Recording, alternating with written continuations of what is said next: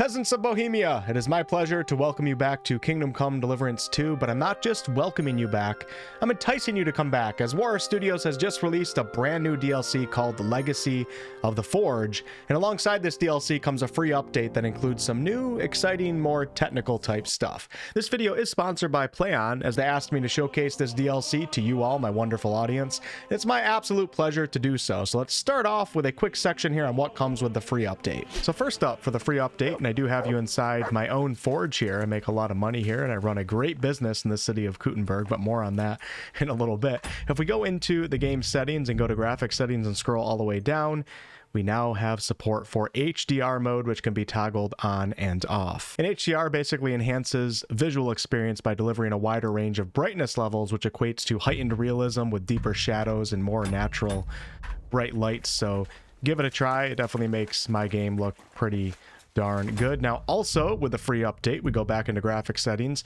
under resolution scaling. I scroll over here, you'll notice we now have support for XESS, which is upscaling technology, and XESS is supported on almost all GPUs but works best with Intel. So now there's an option for getting better frames for those of you who may not be able to use, DLSS or FSR. So definitely check your game settings and try to be running one of these, because it can make a pretty big difference when it comes to, the smoothness of the game and your frames per second. Now, also with the free update, we have something called Adaptive HUD. If I go back into the game settings and we go into the actual game settings, you can toggle this on and off right here. And if you toggle it on, the HUD at the bottom of your screen is going to disappear when you're just running around and doing things that don't require the HUD. And the minute that I need to pull out a weapon or do anything, you can see that it then pops up on the bottom of the screen, but it will disappear on its own. So this just allows for much more immersion when you're running around doing things that don't require you to see the HUD. And for the last part of the free update, I'm going to take you out into the street because we are going to take a picture. So on PC, it's F1. You can also do it from the game settings. And photo mode was already in the game, but now we have access to enhanced photo mode. So if we get up close to Henry right here, and then I press M to toggle the settings, you'll notice we have way more options here. We can do all sorts of crazy stuff. We have intensity for the depth of field. You can blur out the background, all sorts of cool things. Exposure, contrast, saturation, sharpening. Time of day is my favorite, so we can change it from night to day. You have stars out right now. You can have dawn, dusk. You can change the sun azimuth, the sun height. We have key light intensity, so if you want like a spotlight effect on Henry from all sorts of different angles, you have options to that. We have chromatic aberration. We have grain to make it look like kind of like an old school picture in a way. You can also make some darker borders, and you can add some logos to your screen and put them in different spots if you want to. Nice. And when the update goes live, which it should be live for all of you guys right now, September 9th, you'll also be able to change Henry's poses to get some pretty funny poses and facial expressions, and you'll be able to add blood and dirtiness levels to Henry as well. Now let's talk about the Legacy of the Forge DLC, where old memories will lead you to become a member of the renowned Blacksmiths Guild. And you'll be taking over a forge. This is my forge right here in the city of Kuttenberg, which is going to allow you to have customization over this huge garden area right here. This is only a little bit customized. I'm going to customize the crap out of it here shortly for you guys so you guys can see. You'll have customization options over your bedroom upstairs, and also the actual building itself, the gates and the roof and all that good stuff. Now, real quick, to start this DLC quest line and the DLC itself, you do have to have reached the second map of the game, the Kuttenberg region. If you're a first-time player, when you get released into the open world on the second map, you will have like this cutscene that will lead you out here to eastern Kuttenberg to this abandoned forge right here. It looks like it's abandoned. If you've already beaten the game or you're past that, like myself, I've already beaten the game. I just logged on, and then over here on the east side of Kuttenberg, outside the city's main walls, you'll see this purple shield icon with the anvil.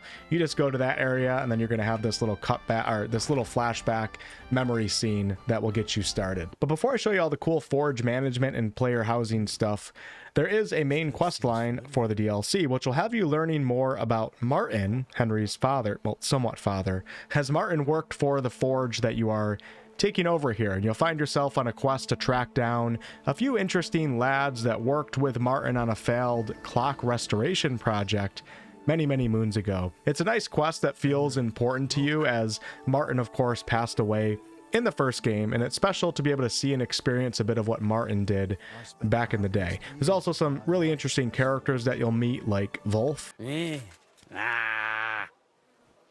Got any claim, matey? There's some full cinematics to go with it, all that good stuff, and it was an absolute joy to work that quest to completion, and it all ties into everything else that you're doing at your forge. And on to my favorite aspect of the DLC, and that is the forge management and managing your own player home and customizing and all that good stuff. Now, the DLC runs off of a system called the Prestige system, which you can see under your player tab, and then under stats down here we have Prestige with its own level that you'll be leveling up.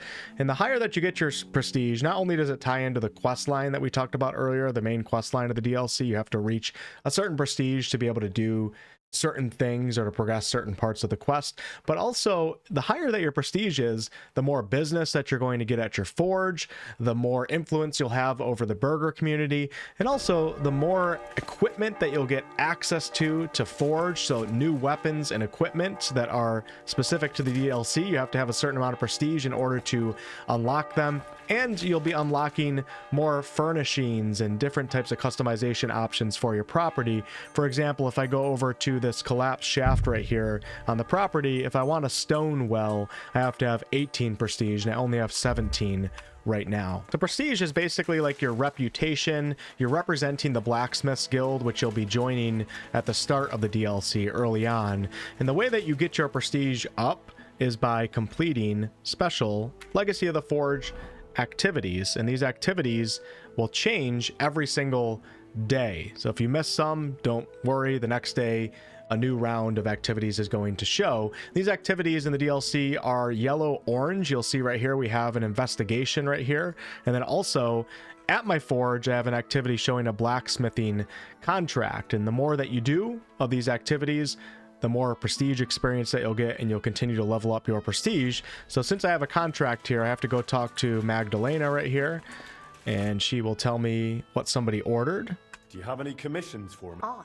Word travels fast. A nice fella stopped by. Okay, so somebody's looking for a new axe, and I can accept this commission, and then I can go into my forge and actually create the axe that he wants, the specific type of axe, and of course I have to sharpen it after, and then sometimes I'll deliver it to the person, or perhaps Magdalena will deliver it, and then you get prestige and also money for your work.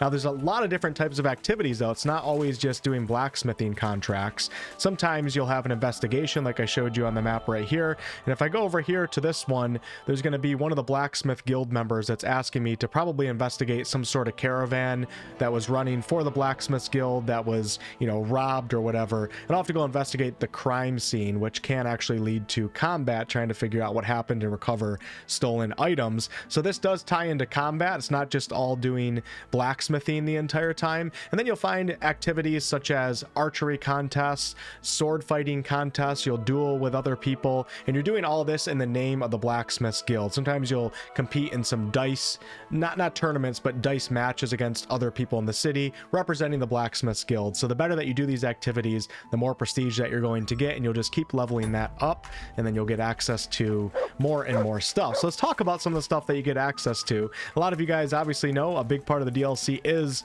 blacksmithing, and there's some new weapons and armor that you'll get access to. You'll spend a lot of time running your business here. You can get contracts from Magdalena, or people will come to your actual forge and ask you to do things. And also after you craft things, you can also just go into your little side room right here, and you can place items and swords into this chest right here, the sales chest, and they will actually sell over time. And the higher your prestige is, the more people will be coming to this chest to grab things, so you'll passively sell things as well. You don't have to actually take like an actual commission. But one of the best things about this DLC is that your prestige increases all of the access that you have to different customizations. So take a look at my house right now. This is like, it's customized a little bit. You guys saw it earlier in the DLC. It was just like a bunch of rubble and ruined stones, and it looks much better than that right now. I have a couple structures up right here. I've hired 2 blacksmiths to work at my forge with me right here, and I can buy materials off them, have them do things for me. And then out here I have like an alchemy shed that I had built so I can do alchemy on the property.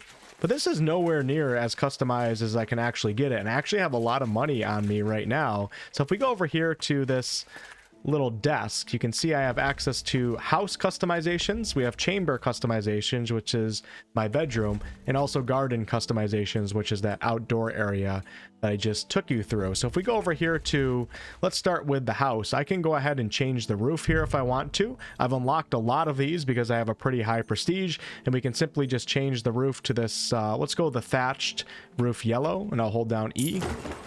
And then also, let me go ahead and see if we can get some, let's paint the walls a little bit. Yeah, let's go with that right there. And then I'll also probably put, let's see, maybe we can put some, yeah, we'll do some diamond window surroundings around the windows. You can see there's a lot of different options here, but I'm just going to run out and show you guys what I just changed here. And there you go. We're starting to look like a legit, you know, renowned business here and not just a poor peasant blacksmith. Now, if I come back in here, I can do this for, of course, the garden area and also the bedroom.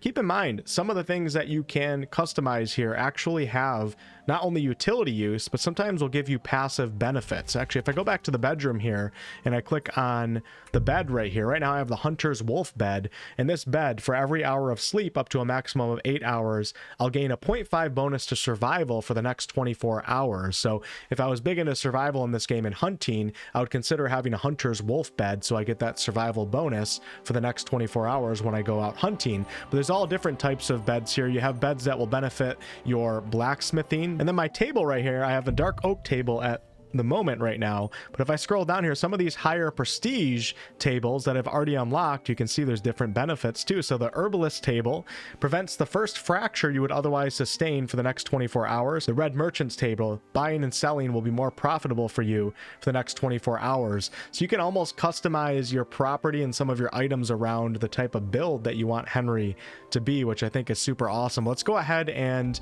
take a look at my room, and then I'm just going to customize the crap out of it so you can see the difference. And keep in mind, I've already customized and upgraded the room quite a bit.